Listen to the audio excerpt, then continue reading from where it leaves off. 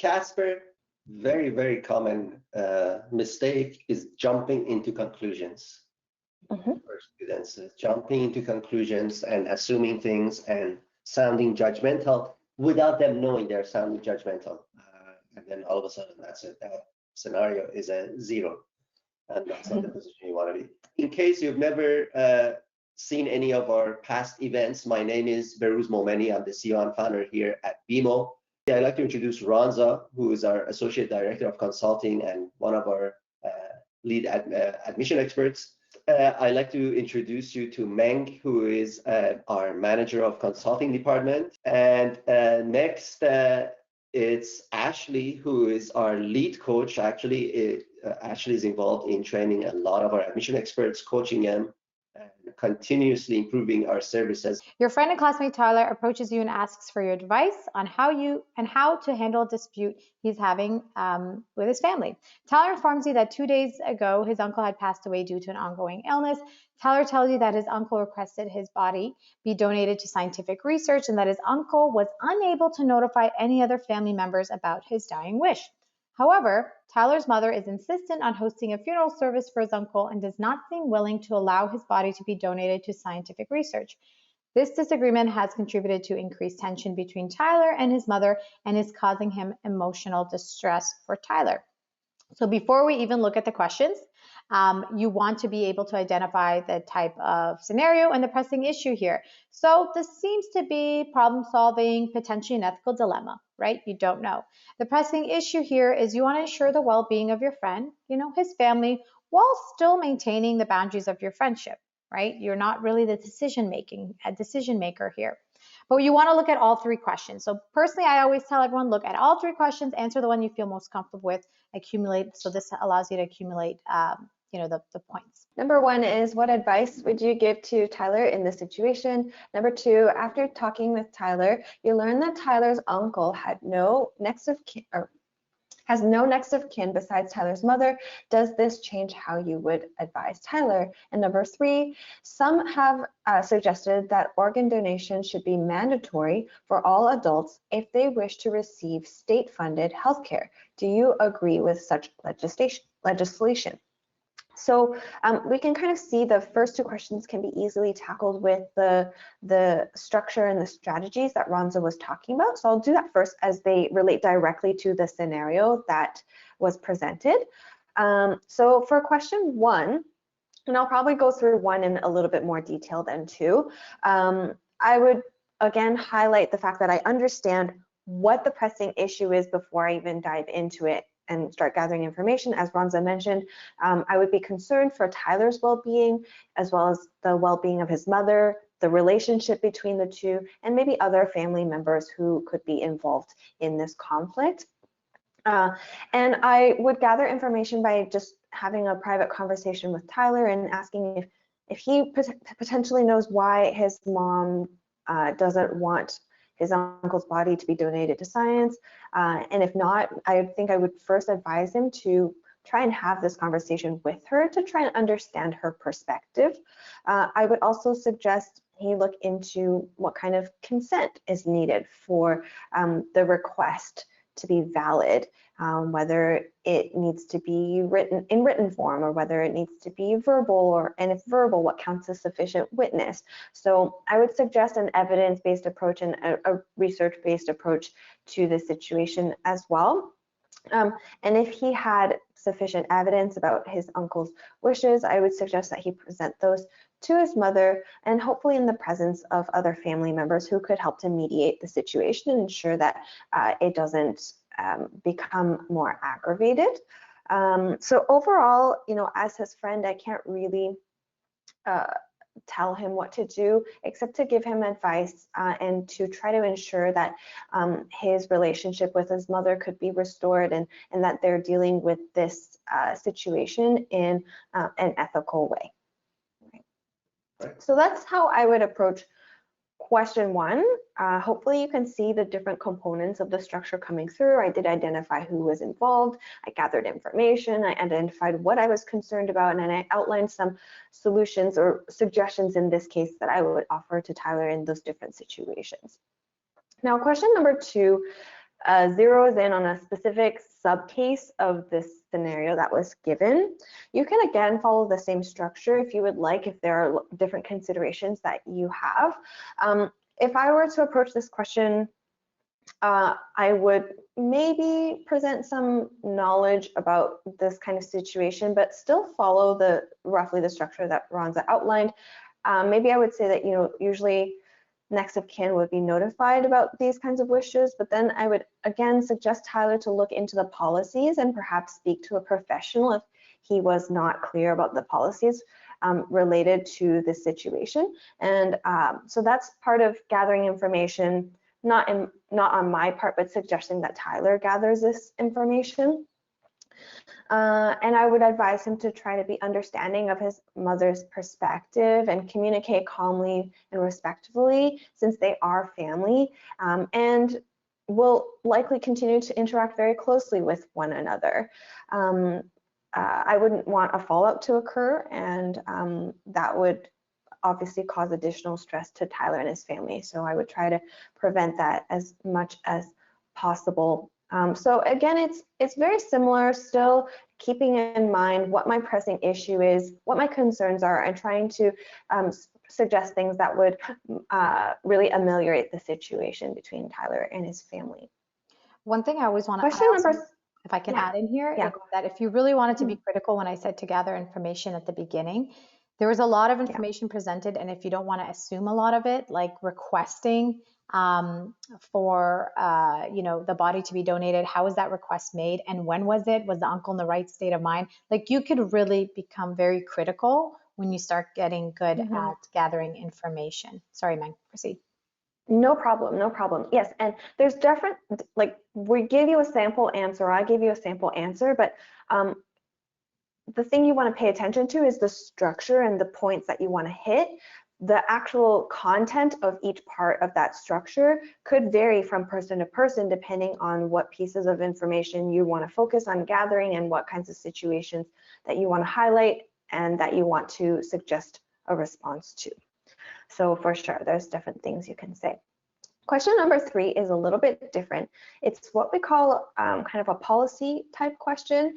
And this type of question, for this type of question, you might want to follow a slightly different kind of structure. So I'll quickly outline what that is. You want to show your awareness of the policy that's being brought up in the question. You'll also want to go through pros and cons, which means talking about the arguments on both sides, the for and against, and then you'll want to present your own opinion. And you don't have to hedge at this point because you've already objectively gone through the arguments on both sides. So at this point, you can just simply present your opinion, but also maybe suggest some modifications or alternatives that would address both sides of this policy. So here's potentially what you could talk about. This is what I would say in this answer. I would say that this could be a contentious issue,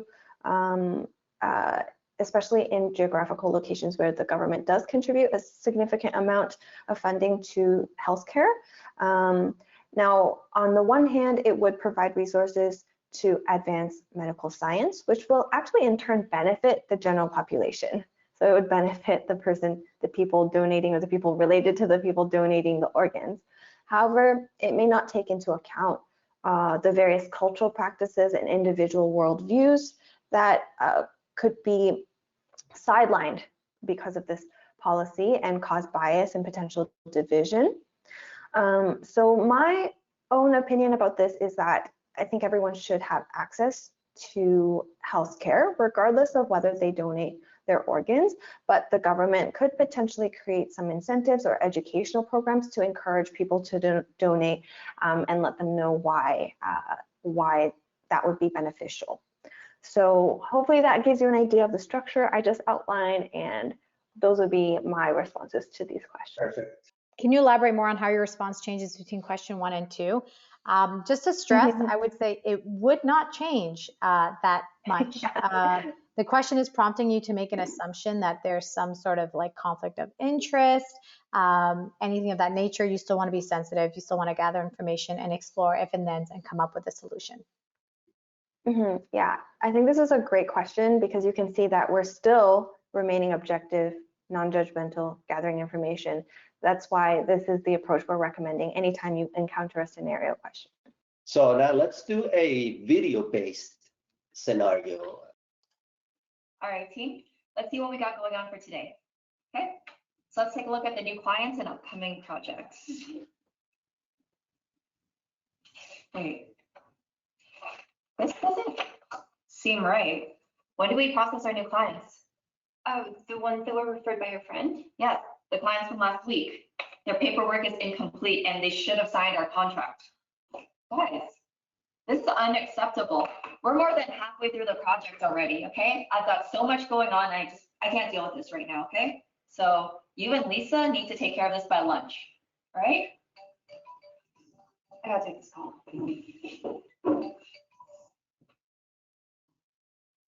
Listen, let's pretend that we didn't notice this mistake. I know a way to copy their signatures from other documents to these.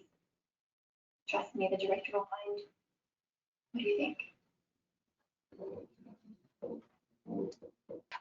Just to summarize, you were Lisa in this situation, and there does seem to be some kind of incomplete paperwork and it was your team's responsibility to obtain that paperwork. And you're on a very tight project deadline, so there's like some high stress in the situation, and the director is upset with you and your colleague given that this paperwork is missing, and she's essentially given you just a couple of hours to obtain it, and your colleague turns around to you and suggests that the two of you forge the signatures, and she asks you what you think. All right, so a bad judgmental way to answer this: no, you gotta go to jail. Like something like extreme. This is fraud. You didn't gather all the information. You can't do that. So what do you do in this situation if one of our co-hosts wants? So certainly there is a potential ethical dilemma here, but I want to gather all the information to understand what my colleague means by pretending we did not see this. Is she saying this without really truly thinking this through? Does she actually mean this? Is she actually serious? If she doesn't actually mean this, once I further inquire, great, let's collaborate, let's work to strategize and make sure that this gets done. Reach out to the client, get that signature, and let the director know.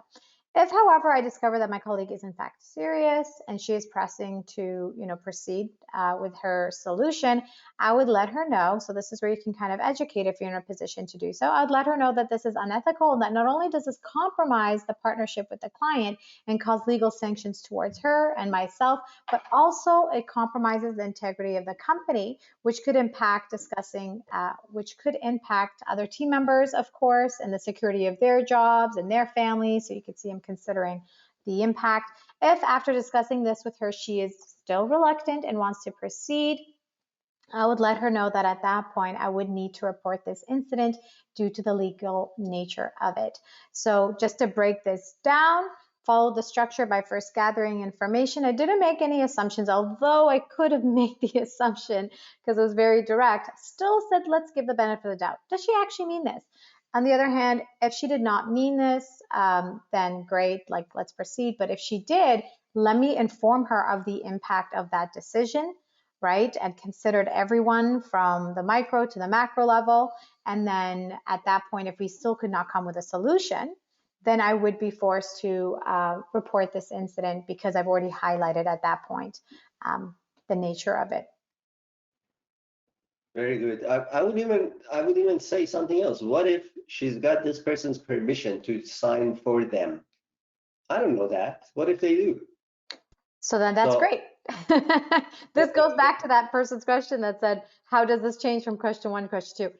It honestly would not change, right? You still need to gather information. If you have someone else's signature and they're going to allow you to copy it, that doesn't mean you're bypassing any sort of legal process. Now, if, however, like again, you can keep going to these ifs. If, however, it is legally allowed and is a company policy in which once you have a signature on file, you could apply it to future projects. Again, you could keep going with those ifs.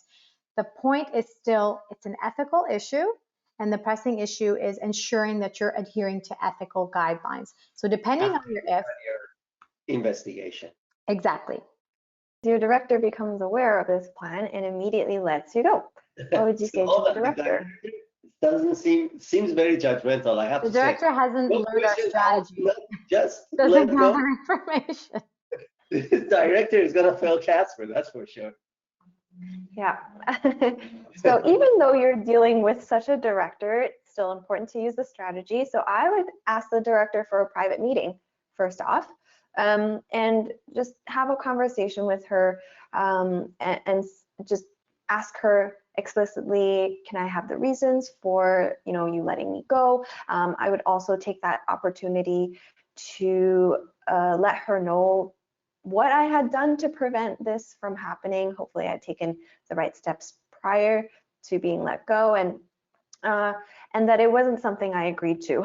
Hopefully this is not something any of you would agree to. And if she reverses the decision, I would of course go back to work and continue to work hard to ensure that the project runs smoothly and that we get the client's signature. If, however, she is adamant about letting me go, and I do feel that it is an unethical decision, I might take this to HR and see what my options are with that team. But ultimately, if it's not up to me, I would still try to take this as a positive learning experience for how to avoid conflict in the workplace and how to always act ethically. But under no circumstances would I then choose otherwise in the situation with the director. So notice you didn't say I'm gonna, if I find out. So you could do a bad if and then, by the way. This is a bad way to if I find out the director was wrong, I'm gonna retaliate, do really weird stuff. Don't do that. That's not what this is all about. You want to be always the bigger person, not just in CASPer, hopefully in real life as a future doctor. So just because somebody did you wrong, you're not going to be like, I'm going to, get revenge at the maximum I can. So no, you're not going to do that. Take the higher road. The last question, describe a time when you had made a critical error. How did you overcome it? So this is a personal question, and especially one that appears to want to address some sort of challenge or some sort of setback. For any personal question, the structure we always advise is to briefly state it. If it's a challenge, state it in a brief, concise manner. How did you overcome it? What did you learn from it? And then, of course, lastly, how is that important moving forward with that knowledge? So a quick example for you would be something like this. I was working as an admin assistant responsible for a senior lawyer's schedule. I was given detailed instructions via email not to schedule the lawyer with a particular client due to the nature of the case. During a busy Monday afternoon, I completely missed this email and I proceeded with request and scheduling. When the lawyer showed up to the office, saw the client, it was critical that she should not interact with him at all, so I had to ask the client to leave. Of course, this was upsetting. I decided that from then on, I would rearrange my calendar so that emails were done prior to scheduling, and that I confirmed after receiving such a critical email in person that I would confirm future emails if they're critical in person in case other details are missing. And then the takeaways, I learned about attention to detail, ensuring communication is always top priority, which will be critical for my future profession in medicine. So the breakdown goes, state the challenge, how you overcame it, and what did you learn, and why is it important moving forward? Perfect. So let's go to a snapshot question. Ashley, you want to take this over? Yeah, so CASPer Snapshot is a part of that Altus Suite that we were just talking about. And this, as a reminder, is an online virtual interview where you're going to be asked to record a verbal response to a question. And you only have 2 minutes to read and respond. So you do need to be efficient with your time and have a nice, concise response. So we have a sample question for you today. And this is, what is a significant challenge you faced and how did you overcome it? So the first thing we want to do when we're reading a CASPer snapshot question is identify the question type, just like we were doing for CASPer. This allows you to frame your response appropriately and highlight certain skills that the admissions committee is going to be looking for. So this is a personal question as far as the question type, and it's asking you to identify how you approach a challenge. So what is the approach here to formulate your response? Similar to what we were just talking about for the earlier CASPer question, for any personal question, especially those that are asking you to address something negative, like a challenge or a failure, you need to state the challenge concisely, how you overcame it, and you want to be specific, not vague, and what you learned from the experience, why it's important for your future. So an example CASPer snapshot response here could be the following. After I was diagnosed with lupus, I struggled to stay focused on my studies and did not seem to apply myself in any extracurriculars. However, I was able to learn about my condition, join a support group, reevaluate my diet and gym routine, and I adapted quickly to my new lifestyle. Fortunately, my academics did not take a nosedive, but I learned a great deal of perseverance, communication. For example, I spoke with specialists and others who had similar experiences, and I learned to communicate about my diagnosis to my friends and family and what lupus meant for my lifestyle. I know that these skills will be valuable moving forward in my medical career. So you can see I was able to briefly highlight a challenge. I identified that for the listener. I took accountability, so I didn't try to kind of skirt around the issue or put blame on someone else, but I also specifically stated what I did to overcome the challenge and what I learned from it and how that's going to apply to my future. Perfect. So let's do lastly Duet. And how do you prepare for this is actually pretty simple for Duet. Because first of all, up to now, at the time of this conference, it doesn't seem to be a critical component. I mean, again, depends what school they're doing, etc. But the idea is, how do they match your profile, your desires with what the school offers? So the best thing to do to prepare for is be very selective to what schools you apply to. So essentially, the Duet work would be done before you actually have to do Duet. Some schools require it again, and it's not every school. So if you do, let me just tell you what I mean. So when you're applying, choose the schools. This goes back to what we talked about, choosing the schools right from the beginning. Is coming back again. The mission statements match your interest, your experiences. Does it all make sense? So that because normally the mission statement says that this school is a research school mostly. It's a public service type of an institution. It's a institution that's mostly concerned with advocating for diversity, etc., etc. So you could see that when you're selecting the schools. And then here's, for example, a BeMo sample question of a Duet. Again, it's not an official thing. This is our own samples. And let's say, for example, it says, read the definition of the following two programs and choose the one that you value the most, you as a person value the most. And then one is altruism and patient-centered care. The other one is scientific innovation. You knowing what schools you've applied to, you should know what their mission statements were by the time you're at the Duet stage. Remember, Duet, Altus stuff comes after you've applied to schools. Hopefully you're not going to take this before you've applied. That's what it makes more sense to take Altus Suite, CASPer, Snapshot, blah, blah, blah, whatever they're called, after you've applied. That way, when you get to here, you're like, oh, you know what? I know myself. I chose mostly the ones that were about scientific innovation because I have a lot of research experience. That's what I want to do, actually, genuinely. I have a lot of experience. So I'm going to choose that. Ding. So that's the schools you've applied to. You're going to match everything school. They're not going to have any excuse about, oh, we're a mismatch. Done. So do the matching before you get to this stage. That's another reason why you shouldn't carpet bomb every school under the sun, as in applying to every school you see indiscriminately. That's not a good strategy for so many reasons, but also at this stage, if you are required to do Duet and you're like, I don't even remember what it was. I'm just gonna 1, 2, 3, 4. You're not a culture fit. You're not a profile fit. That you don't want that to be the sticking point.